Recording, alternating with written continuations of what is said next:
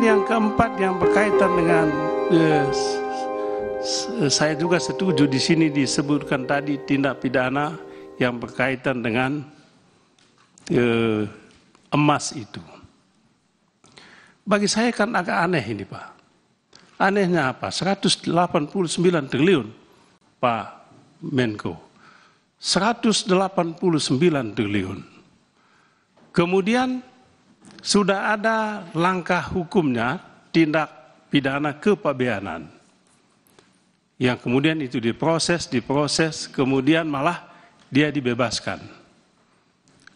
Ya saya menduga, jangan lupa hukum juga dipakai untuk sebagai alat untuk melepaskan diri dari tindak pidana pencucian uang.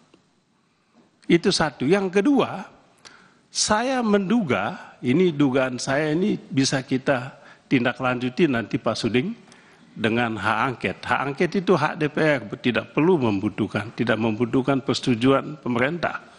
Kalau DPR mau, silakan.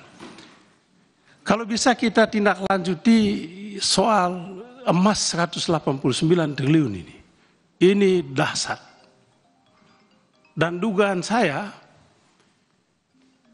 ini bukan soal tindak pidana pabeanan. Itu tindak pidana kepabeanan mungkin diangkat sebagai modus untuk memproteksi pelaku-pelakunya. Jadi saya ingin sekali Pak Menko ambil kasus ini sebagai case building tadi dan jangan dibawa ke tindak pidana kepabeanan. Saya menduga ada praktek illegal mining di sini. Saya dapat kabar juga bahwa ada modus lah ya. Modus ya biasa. Modus itu emas ini ekspor impor, ekspor emas perhiasan dengan bahan baku dari luar, tetapi bahan baku dari luar tidak pernah masuk. Padahal dia mendapat fasilitas pajak. Itu yang terjadi.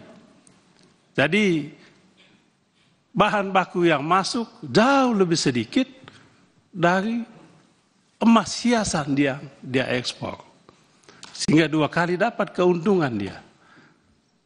Untung dari pajak tadi, bebas pajak tadi, yang kedua praktek illegal mining di dalam ini.